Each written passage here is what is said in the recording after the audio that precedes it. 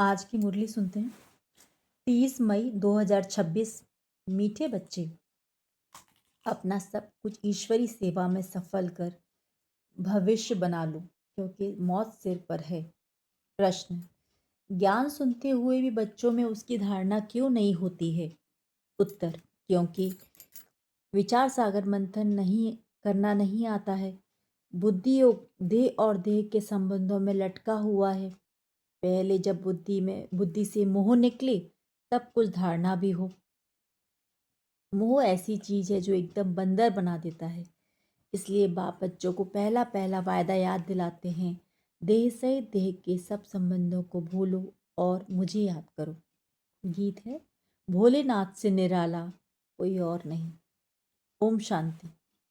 बाप बैठ समझाते हैं। अब बच्चों को यह तो अच्छी तरह मालूम है कि बेहद के बाप को ही कहा जाता है बिगड़ी को बनाने वाला। श्री कृष्ण बिगड़ी को सुधार नहीं सकते। गीता का भगवान श्री कृष्ण नहीं, शिव है। शिव बाबा रचयिता है और श्री कृष्ण है रचना। स्वर्ग का वर्षा देने वाला स्वर्ग का रचयिता ही हो सकता है।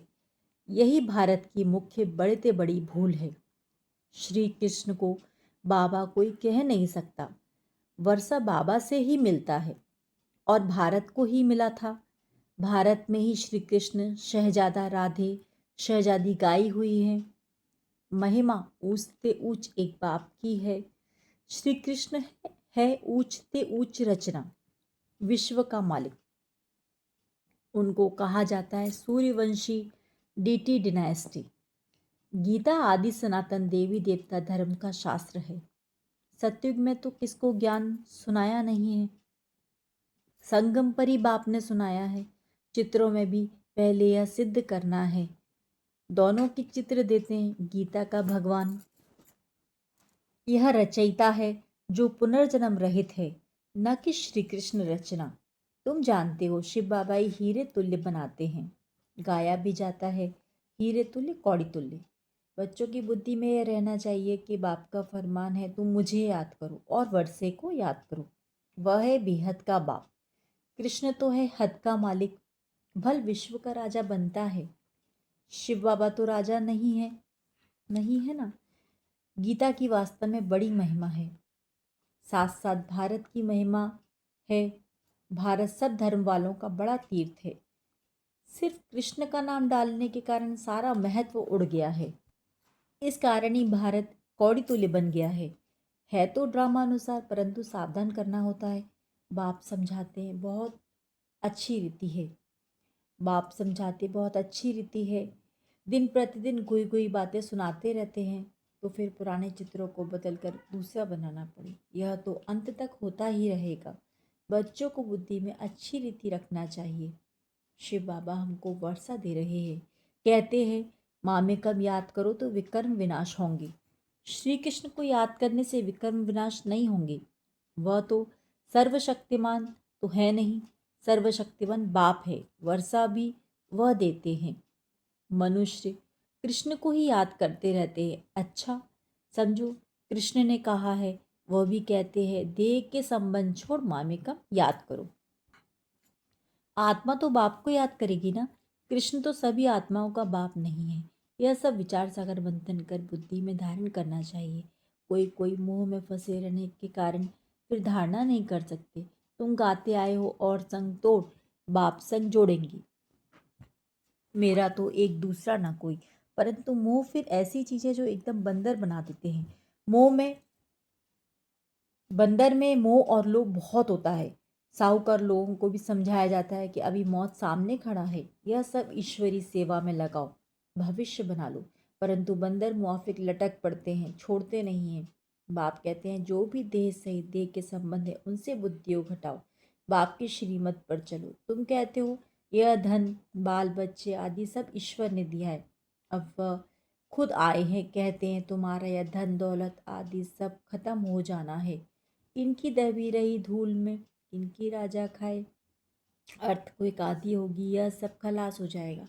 एरोप्लेन गिरते हैं, वह आग आदि लगती है तो पहले पहले अंदर चोर घुसते हैं जब तक पुलिस आए। तो बाप समझाते हैं बच्चे दीदारियों से मोह निकालना चाहिए। मोहजीत बनना है। देह अभिमान है सबसे पहला नंबर दुश्मन। देवताएं देही अभिमानी हैं। देह अभिमान आने से ही विकारों में फंसते हैं। तुम आधा कल्प देह अभिमानी रहते हो, अब देही अभिमानी होने की प्रैक्टिस करनी है। जो भी मनुष्य मात्र हैं बिल्कुल ही इन बातों को नहीं जानते हैं, न परमात्मा को जानते हैं। आत्मा क्या है, परमात्मा क्या है, आत्मा कितने जन्म लेती है, कैसे पार्ट बजाती है, यह एक्टर्स है, हम एक्टर्स है, यह किसको पता नहीं है। इसलिए आर्फन निधन के कहा जाता है। वह तो कह देते हैं आत्मा ज्योति में लीन हो जाती है, परंतु आत्मा तो अविनाशी है। आत्मा में ही 84 जन्मों का पार्ट नोधा हुआ है। कहते भी हैं आत्मा स्टार है, फिर भी समझते नहीं। आत्मा सो परमात्मा कह देते हैं, बाप को बिल्कुल जानते नहीं। आत्मा के लिए भी कहते हैं भुकुटी के बीच सितारा चमकता है। परमात्मा के लिए तो कुछ बताते नहीं हैं। उनको परमात्मा कहा जाता है।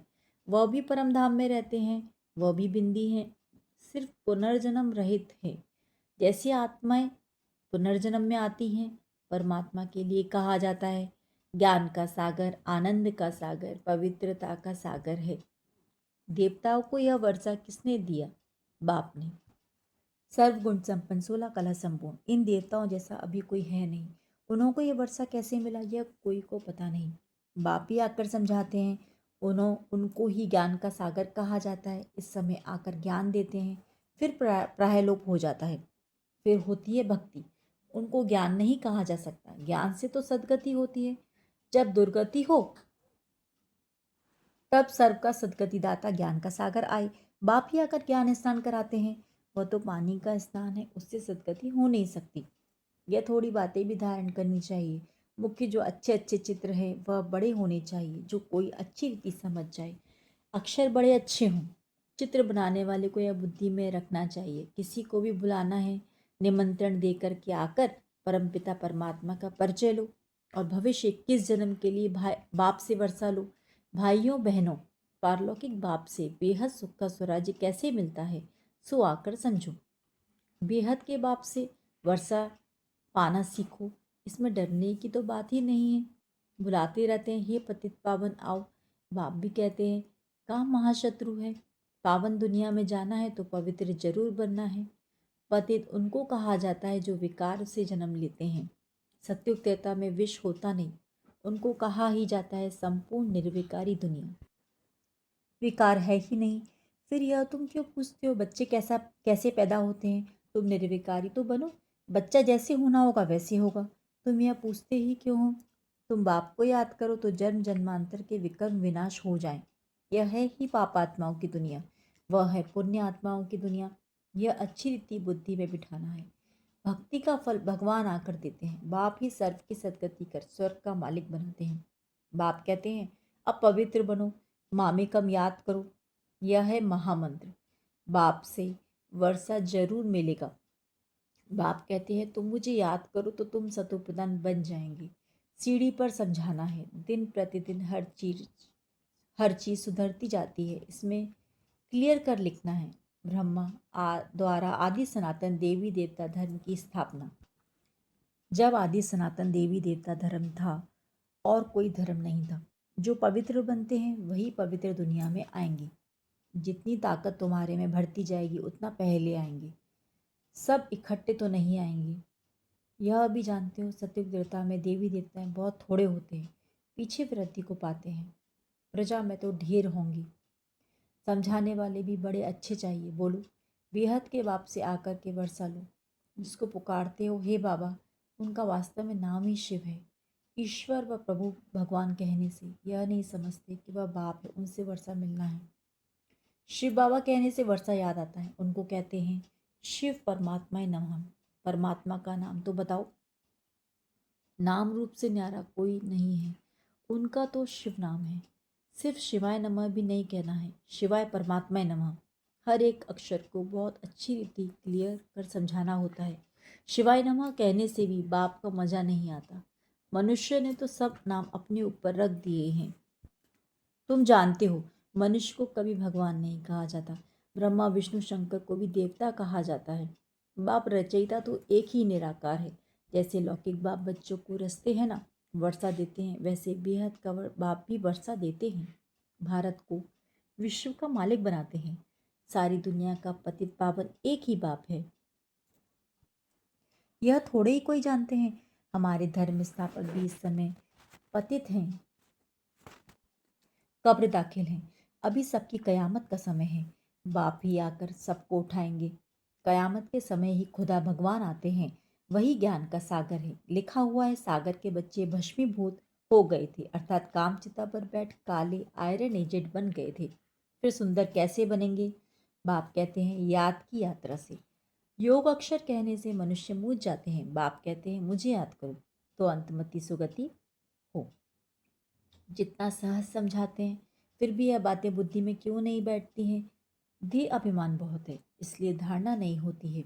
बाबा बड़ी अच्छी युक्ति बताते हैं। बेहद के बाप ने जिसको याद करते हैं, उसने क्या आकर किया? भारत को स्वर्ग बनाया था। हद का वर्षा तो जन्म जन्मांतर लेते आए हो। अब बेहद के बाप से किस जन्म के लिए बेहद का वर्षा लो। सत्युग त्रेता में देवताएं राज्य करते थे। सूर्यवंशी, फिर चंद्रवंशी, सो वैश्यवंशी, फिर शूद्रवंशी। सो अक्षर डालने से सिद्ध होता है। ये वही पुनर्जन्म लेते हैं, वर्णों में आते हैं। बाप समझाते तो सबको हैं। तुम सम्मुख बैठे हो तो खुश होते हो। कोई कोई की तकदीर में नहीं है तो सर्विस करते नहीं है। सर्विस करेंगे तो नाम होगा।